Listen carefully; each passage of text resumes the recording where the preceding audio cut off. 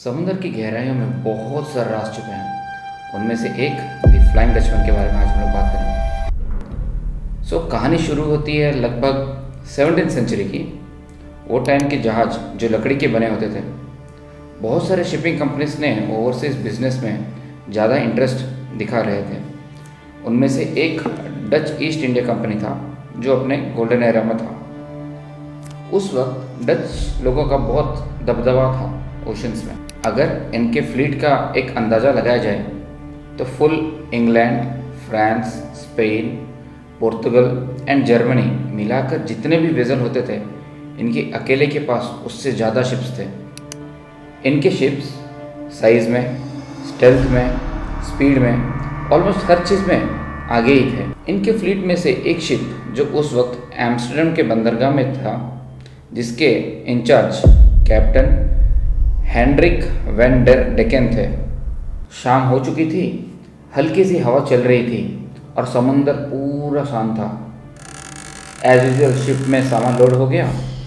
Captain के order मिलते ही ship ने अपने बड़े बड़े सेल्स ऊपर कर दिए और निकल पड़ा गहराइयों में अपने मंजिल ईस्ट इंडीज़ की तरफ। उस वक्त का ईस्ट इंडीज़ जो अभी इंडोनेशिया के नाम से जाना जाता है, वहाँ जाने के लिए पूरा साउथ अफ्रीका का एक चक्कर लगा के जाना पड़ता था, जिसमें लगभग 3 महीने का टाइम लग जाता था। शिप ने west of South Africa cross किया और केप ऑफ गुड होप की तरफ पहुंच रहा था। जो मौसम अभी तक शांत था वो धीरे धीरे चेंज हो रही थी। धीरे धीरे हवा बढ़ने लगी थी और उसी के साथ लहरें भी। देखते ही देखते शांत समुंदर एक भयंकर तूफान में बदल गया। लहरें और हवा बढ़ चुकी थी। जहाज़ कभी पानी के अंदर तो कभी सतह से ऊपर, मानो फ्लाई कर रही हो। शिप को एक डायरेक्शन पे चलाना अभी मुश्किल हो रहा था। सभी सेलर्स ने कैप्टन को पीछे मुड़ने के लिए रिक्वेस्ट किया, पर कैप्टन, उसे लगा कि पीछे जाना उसके इतने साल के एक्सपीरियंस का डिसरेस्पेक्ट है, तो शिप को नहीं मोड़ा और सीधा चलते रहने का ऑर्डर्स दिया। शिप धीरे धीरे तूफान के सेंटर तक पहुंच गया था।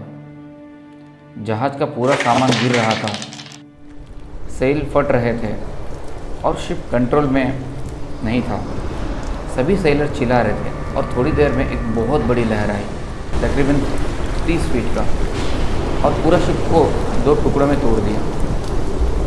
पूरा शिप पानी से भर गया और देखते ही देखते जहाज़, कैप्टन और पूरा क्रू सब डूब गए। ना शिप्स के कोई पार्ट्स मिले, ना ही क्रू की कोई लाश।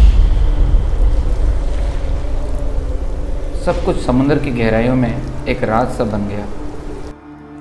अगर पुरानी कहानी को माने तो बहुत सारे सेलर्स ने यह दावा किया है कि रफ वेदर में उन्होंने फ्लाइंग डचमैन को देखा है, जिसके सेल्स लाल रंग के हो चुके हैं और जो अचानक से पानी से बाहर निकलता है। कुछ ने यह भी दावा किया है कि फ्लाइंग डचमैन आज भी यहाँ वहाँ भटकती रहती है, लहरों के बीच अपने पूरे साथी को लेकर। और कुछ ने जहाज़ और समुद्र को एक अपशकुन सा माना है, क्योंकि वो जहाज़ कभी भी अपने डेस्टिनेशन को नहीं पहुंच पाया। आपको द फ्लाइंग डचमैन की कहानी कैसे लगी, कमेंट्स में बताइए और मेरे चैनल को सब्सक्राइब कीजिए।